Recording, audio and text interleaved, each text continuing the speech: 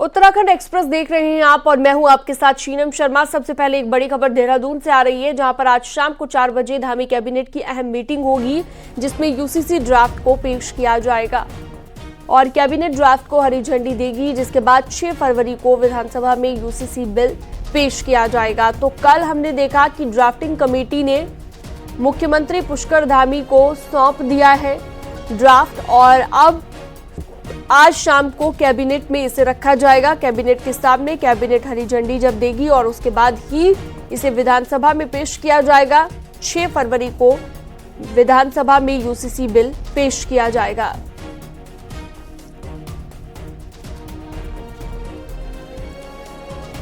चलिए, ज्यादा जानकारी के लिए दीपांकर भट्ट देहरादून से हमारे सहयोगी जुड़ गए हैं। दीपांकर, कल ड्राफ्टिंग कमेटी ने ड्राफ्ट सौंप दिया है राज्य सरकार को और आज कैबिनेट में इसे रखा जाएगा। कितने बजे कैबिनेट की मीटिंग रहेगी, क्या जानकारी? बिल्कुल शीनम, इस वक्त जो चर्चाओं में यूनिफॉर्म सिविल कोड है उसका ड्राफ्ट कल मुख्यमंत्री को सौंपा था कमेटी ने। मुख्यमंत्री फिलहाल दिल्ली में है और लगभग 10:15 बजे जॉली ग्रांट एयरपोर्ट, फिर उनका आज पौड़ी का दौरा है। पौड़ी से जब मुख्यमंत्री लौटेंगे लगभग 3 बजे के आसपास, तो 4 बजे सचिवालय में कैबिनेट की बैठक होनी है और खास कैबिनेट है क्योंकि यूसीसी का ड्राफ्ट अब विधानसभा में रखा जाएगा 6 तारीख को। तो उससे पहले कैबिनेट की मंजूरी, और ये एक हमेशा से रहा है कि जब भी कोई बड़ा फैसला सरकार की तरफ से लिया जाता है उसे कैबिनेट के सामने रखा जाता है, तो ड्राफ्ट को भी रखा जाएगा और फिर कैबिनेट की मंजूरी होगी। हालांकि आज कोई प्रेस कॉन्फ्रेंस नहीं होगी क्योंकि 17 होता है, ऐसे प्रेस कॉन्फ्रेंस तो नहीं होगी, लेकिन हाँ, मंत्रियों को मुख्यमंत्री जरूर बताएंगे कि ये ड्राफ्ट है और इस ड्राफ्ट को वो विधानसभा में रखने जा रहे हैं बतौर नेता सदन। तो एक बड़ा स्टेप है यहां पर। मुख्यमंत्री पुष्कर सिंह धामी ने 2 साल पहले जो वादा किया था 2022 के चुनाव से ऐन पहले, वो अब कंप्लीट होने की तरफ आगे बढ़ रहा है और इसमें तमाम तरह की जो पेचीदगियां हैं, क्या इसमें नए इंप्रूवमेंट्स हैं, क्या नए फैसले लिए गए हैं, क्या इससे बदलाव आएगा, ये सब कुछ आज कैबिनेट के सामने बातें आएंगी। तो 4 बजे कैबिनेट की बैठक सचिवालय में होनी है और राजनीति भी इसको लेकर तेज है। कांग्रेस का कहना है कि हमें ड्राफ्ट की कॉपी सौंपी जाए सभी विधायकों को, चाहे विपक्ष के हो चाहे पक्ष के हो, फिर वो इसे पढ़ेंगे, इसमें फिर चर्चा की जाएगी। लेकिन कब सौंपा जाएगा, माना ही जा रहा है कि जब विधानसभा में टेबल होगा उसके बाद इसकी कॉपी या जो इसकी ब्रीफ है वो सभी विधायकों को दिया जाए ताकि इस पर डिबेट हो सके। और डिबेट होगी क्योंकि 6, 7, 8, 3 दिन इसके लिए खास तौर पर रखे गए। तो राजनीति भी तेज है, लेकिन आज कैबिनेट की बैठक है शाम 4 बजे और जिसमें सभी मंत्री मौजूद रहेंगे और इसमें इस ड्राफ्ट को रखा जाएगा। शीनम जी, दीपांकर बहुत शुक्रिया, विस्तार से आपने जानकारी दी। तो शाम को 4 बजे कैबिनेट की मीटिंग होनी है। जनसंघ के दौर से बीजेपी का सपना रहा यूनिफॉर्म सिविल कोड अब साकार होने जा रहा है और इसके ध्वजवाहक बने मुख्यमंत्री पुष्कर सिंह धामी। सीएम धामी को यूसीसी का ड्राफ्ट सौंप दिया गया है और शनिवार को ड्राफ्ट को कैबिनेट की भी हरी झंडी मिल जाएगी।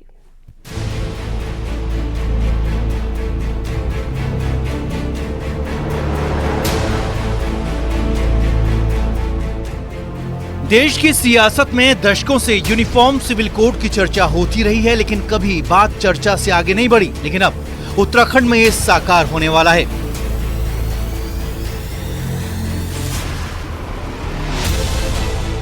मुख्यमंत्री पुष्कर सिंह धामी की बनाई कमेटी ने यूनिफॉर्म सिविल कोड का ड्राफ्ट सौंप दिया है। 20 महीनों की स्टडी, रिसर्च और बातचीत के बाद जब ड्राफ्ट सीएम धामी के हाथों में आया तो उन्होंने इसका क्रेडिट प्रधानमंत्री मोदी के साथ ही उत्तराखंड की जनता को दिया। और आज उत्तराखंड में एक ऐसे काम की शुरुआत हो रही है, एक ऐसा काम आगे बढ़ रहा है जिसकी प्रतीक्षा देश को लंबे समय से थी। इसमें जहां मैं अपने नेतृत्व का धन्यवाद करना चाहता हूं कि उन्होंने हमारा मार्गदर्शन किया, आदरणीय प्रधानमंत्री जी का, साथ ही साथ मैं उत्तराखंड की देवतुल्य जनता का भी मैं दिल से उनका आभार व्यक्त करना चाहता हूं, उनको प्रणाम करता हूं, नमन करता हूं कि उन्होंने हमको एक ऐसा अवसर दिया कि राज्य गठन के बाद पहली बार किसी भी राजनीतिक दल को उत्तराखंड के इतिहास में लगातार दूसरी बार सेवा करने का अवसर प्रदान किया, लगातार सेवा करने का अवसर प्रदान किया। और हम ये ड्राफ्ट आज लाकर उसकी समस्त जो औपचारिकताएं हैं पूरी करेंगे। इसके बाद इसका जो विधिक रूप से जो परीक्षण है वो परीक्षण भी होगा, इसका अध्ययन करेंगे और चर्चा करने के बाद, परीक्षण करने के बाद विधानसभा का जो हमने विशेष सत्र जो ये विशेष, तो जो मुगल काल में और ब्रिटिश काल में कुरीति आई है ना, ये कुरीति खत्म होगी और महिलाओं को वो सम्मान मिलेगा जो भारत की संस्कृति में मिलती है। भारत की संस्कृति में नारी तू नारायणी कहा जाता है। भारत की संस्कृति में यत् नारस्तु पूज्यते रमन्ते तत् देवता कहा जाता है। मुख्यमंत्री पुष्कर सिंह धामी के नेतृत्व में उत्तराखंड देश का पहला राज्य बन गया है जिसने यूनिफॉर्म सिविल कोड को ड्राफ्ट का स्वरूप दे दिया है। अब शनिवार को कैबिनेट की हरी झंडी मिलने के बाद विधानसभा से इसे पास कराया जाएगा और फिर राज्यपाल की मंजूरी मिलते ही यूसीसी को कानून का दर्जा देने वाला उत्तराखंड देश का पहला राज्य बन जाएगा। देहरादून से न्यूज़ 18 के लिए सुनील नवप्रभात की रिपोर्ट।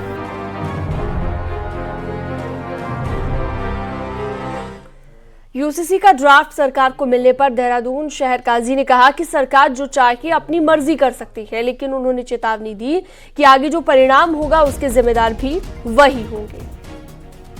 देखिए, सरकार है, वो जो चाहे करे, जब उनकी मर्जी है, समझे। लेकिन आगे जो नुकसान होगा वो भी उनके जिम्मेदार वही हैं, तब भी उसमें हम क्या कर सकते हैं। लेकिन बहरहाल ये नुकसान की चीज है ये।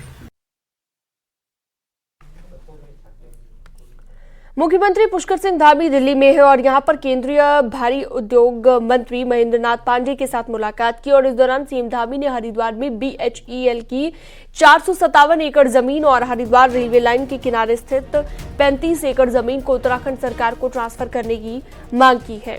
सीएम धामी ने बताया कि राज्य में रोजगार को बढ़ावा देने के लिए इस जमीन पर 700 छोटे बड़े उद्योगों के साथ ही मल्टी मॉडल लॉजिस्टिक पार्क बनाने की प्लानिंग की जा रही है। हरिद्वार में औद्योगिक विकास हेतु लगभग 400 एकड़ से अधिक की जो ज़मीन है, वो ज़मीन के लिए हमने अनुरोध किया। 2 सेंटर ऑफ एक्सीलेंस रुड़की और पंतनगर में खोलने के लिए उन्होंने हमको आज आश्वस्त भी किया है, मंजूरी भी दी है। और आज पौड़ी के दौरे पर रहेंगे सीएम पुष्कर सिंह धामी। सुबह 11 बजे पौड़ी पहुंचेंगे सीएम पुष्कर धामी।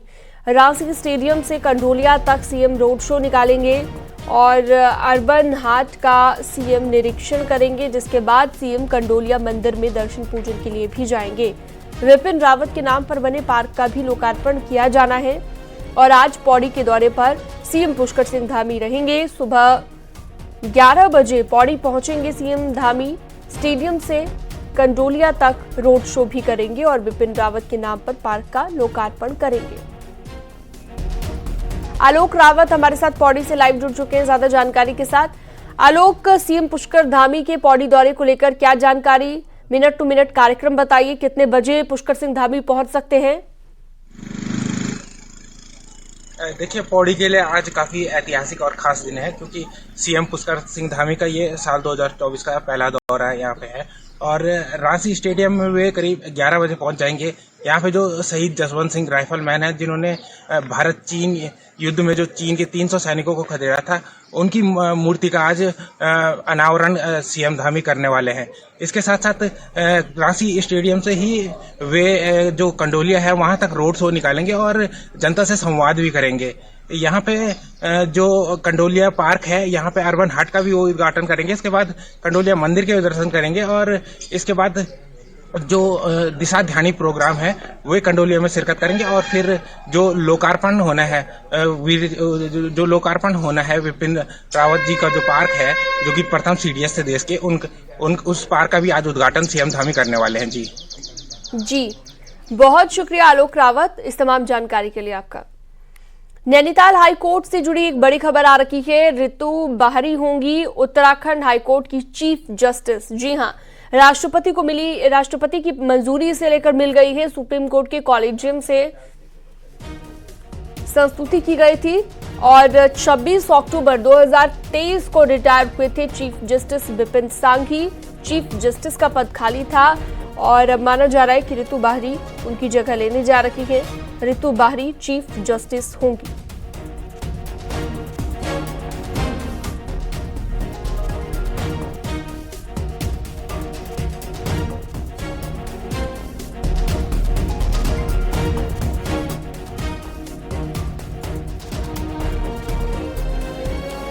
तो एक बार फिर से आपको बता दें कि रितु बाहरी चीफ जस्टिस होंगी, हाईकोर्ट की chief justice.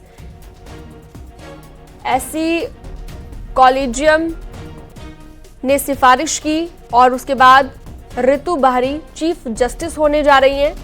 High court chief justice का पद खाली चल रहा था।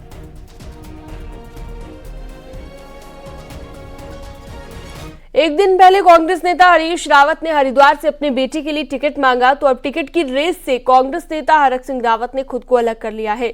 हरक सिंह के मुताबिक जिस दौर में कांग्रेस है उसमें हरिद्वार से हरीश रावत को ही चुनाव लड़ना चाहिए।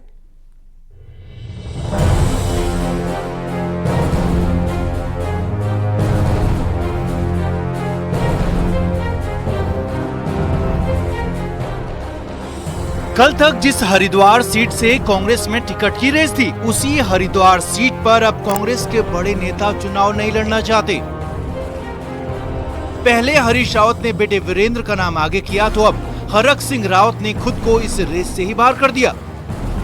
हरक सिंह रावत के मुताबिक वो अब हरिद्वार से चुनाव नहीं लड़ना चाहते। हरक सिंह के मुताबिक कांग्रेस के इस दौर में हरीश रावत को चुनाव लड़ना चाहिए। मैं तो कह रहा हूँ भाई, हरीश रावत जी लड़ते हैं चुनाव तो मैं तो उनके लिए सीट छोड़ने के लिए तैयार हूँ। मैं तो दावेदारी भी वापस लेने के लिए तैयार हूँ, क्योंकि भाई उनको लड़ना चाहिए चुनाव। मैं सोचता हूँ कि इस समय कांग्रेस जिस दौर से गुजर रही है उस दौर में हरीश रावत जी को चुनाव लड़ना चाहिए, मैं सोचता हूँ। हरीश रावत हरिद्वार से बेटे के लिए टिकट चाहते हैं और हरक सिंह रावत हरीश रावत को उम्मीदवार चाहते हैं। पर सवाल है, जो कल तक टिकट की रेस में थे, हरिद्वार में ऐसा क्या हुआ कि माहौल बदल गया? हरक सिंह के फैसले पर हरीश रावत कुछ कहना नहीं चाहते, पर उसे उनके भविष्य के लिए सही फैसला जरूर बताते हैं। मेरा एक ही वो है, मेरी शुभकामनाएं हैं, लेकिन एक चुनाव जिताने के लिए 2016 के रचनाकारों को पार्टी के लिए काम करना चाहिए। आगे संभावनाएं उससे उनकी बहुत बेहतर बनेंगी। हरिद्वार से उम्मीदवार कौन होगा ये तो वक्त बताएगा, पर राजनीति सबके सामने है। साल 2016 में जब हरीश रावत से नाराज होकर जिस हरक सिंह रावत ने सरकार गिराई, अब वही हरक सिंह रावत हरीश रावत को चाहते हैं कि हरिद्वार सीट से सांसदी का वो चुनाव लड़ें। देहरादून से न्यूज़ 18 के लिए दीपांकर भट्ट की रिपोर्ट। हरिद्वार की संकरी गलियों से लेकर गंगा घाटों और भीड़भाड़ वाले इलाकों में अब पुलिस सेल्फ बैलेंसिंग स्कूटर से गश्त करेगी। डीजीपी अभिनव कुमार ने पुलिस हेडक्वार्टर से 4 self balancing electric scooter Haridwar के लिए रवाना किए। ये स्कूटर क्राउड मैनेजमेंट में मदद करेंगे और आने वाले दिनों में मसूरी के लिए माल रोड और देहरादून के पलटन बाजार को भी इन व्हीकल्स को पलटन बाजार में भी चलाने की तैयारी की जा रही है। और आपको इसके साथ ही ये भी बता दें कि पुलिसिंग में आसानी इससे होगी, लोगों की भी सहूलियत बढ़ेगी। ये फोटो ये बेटर है, दिस इज बेटर।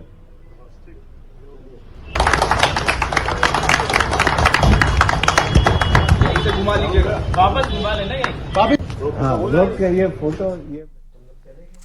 नैनीताल में आम लोगों के साथ यहां के जू के जानवर भी परेशान हैं और प्रशासन के आगे इन जानवरों को ठंड से बचाने की भी चुनौती बनी हुई है। बदलते मौसम से पड़ रही ठंड ने नैनीताल में आम लोगों के साथ जानवरों को भी परेशान किया है। तापमान में गिरावट से चिड़ियाघर के जानवर भी ठंड से जूझ रहे हैं। इन जानवरों को ठंड का एहसास न हो, इसके लिए जू ने भी इंतजाम किया है। जानवरों की इम्यूनिटी कम ना हो, इसके लिए भालू को गुड़ और शहद की डोज दी जा रही है। पक्षियों को अंडे, लहसुन, मुर्गी दाने का स्वाद दिया जा रहा है। वहीं रेड पांडा फल और सब्जी खाकर ठंड को भगा रहे हैं। हालांकि टाइगर और लेपर्ड को भी भारी भरकम खाने के साथ हीटर ब्लोअर की गर्मी दी जा रही है। ऐसा फिजेंट्स के लिए तो हमने नीचे इसमें हल्दू बिछा रखा है और ऊपर तिरपाल से ढका जा रहा है। और जहाँ तक उसकी बात है, टाइगर और लेपर्ड की बात है, तो उनके लिए हमने अच्छी क्वालिटी के वो लगाए हैं ब्लोवर, ताकि जानवर को गर्म महसूस हो। दरअसल नैनीताल जू में 210 जानवर हैं, जिसमें 2 टाइगर, 4 लेपर्ड, 4 भालू, 7 रेड पांडा समेत पक्षियों का संसार है। ठंड के दौरान जानवरों को ज्यादा कैलोरी की जरूरत होती है, तो बीमारी से बचाव के साथ इम्यूनिटी बढ़ाने में भी ये आहार कारगर साबित होते हैं। जानकार ये भी मानते हैं कि ठंड में प्रोटीन युक्त भोजन इनको सर्दी में गर्मी से भी लड़ने की शक्ति देता है। अगर मैं आपका टाइगर का एग्जांपल लूँ तो उसके केस में हम 2 एग पर इंडिविजुअल हम देते हैं। तो 2 एग हम देते हैं, वो रॉ होते हैं। ऐसे ही हम डायरेक्ट, जैसे हमारा भैंसा रखा हुआ है मीट, उसके ऊपर हम उसे डायरेक्ट कट करके प्लेस कर देंगे। बहरहाल इंसानों के साथ जानवरों के लिए भी मुसीबत बनी ठंड घातक साबित हो सकती है। नैनीताल जू ने इसके लिए प्रबंध तो किए हैं, लेकिन उम्र दराज जानवरों को और अधिक देखरेख की जरूरत है। न्यूज़ 18 के लिए नैनीताल से वीरेंद्र बिष्ट की रिपोर्ट।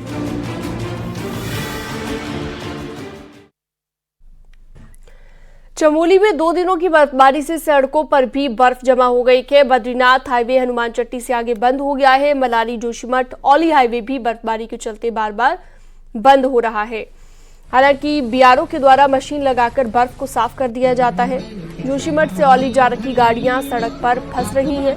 बर्फबारी के चलते सड़कों पर पाला जमना भी शुरू हो गया है।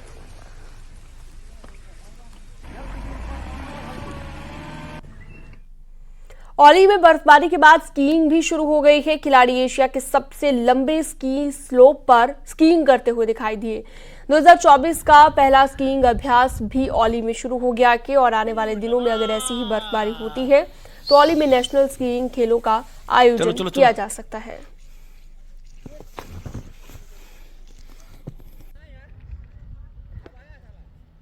जी, इस बार सीजन की ये पहली आज हमने स्कीइंग करी है स्लोप पे, औली की ढलानों पे। काफ़ी अच्छा लगा कि इतनी अच्छी बर्फबारी यहाँ पे हुई है। कम से कम 1 से 1.5 फीट अभी बर्फबारी हुई है और जो हमारे अभी नेशनल गेम होने तो उम्मीद है कि नेशनल गेम भी हो जाएंगे।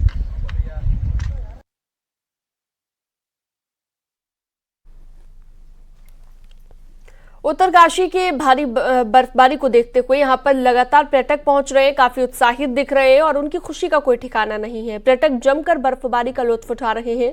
तस्वीरें मोरी के सांकरी से सामने आई हैं, जहां पर केदारकांठा ट्रैक से पहले सांकरी पहुंचे पर्यटक इस सीजन की पहली बर्फबारी से काफी खुश दिखाई दे रहे हैं। इसके साथ ही पर्यटन कारोबारी काफी उत्साहित हैं।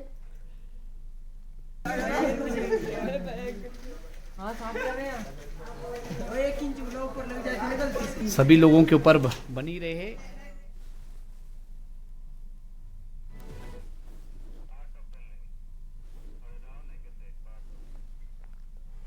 और अब एक नजर पहाड़ की 10 बड़ी खबरों पर।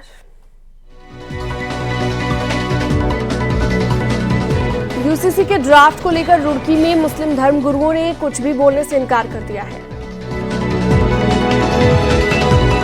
हिंदुओं के तीर्थ स्थलों में गैर हिंदुओं का प्रवेश बंद करने की मांग। महामंडलेश्वर यति नरसिंहानंद ने पीएम और सीएम धामी को पत्र लिखा। अल्मोड़ा में विकास भवन के पास के जंगलों में सर्दियों में आग लगने की घटनाएं सामने आ रही हैं। आग बुझाने के लिए कोई नहीं पहुंच रहा है। अंकिता भंडारी केस में आज कोटद्वार कोर्ट में फॉरेंसिक डॉक्टर के बयान दर्ज नहीं हो पाए। 9 फरवरी को अगली सुनवाई होगी। हरिद्वार में यूपी से सटे इलाकों में एसएसपी प्रमेंद्र डोभाल के नेतृत्व में पुलिस ने निरीक्षण किया।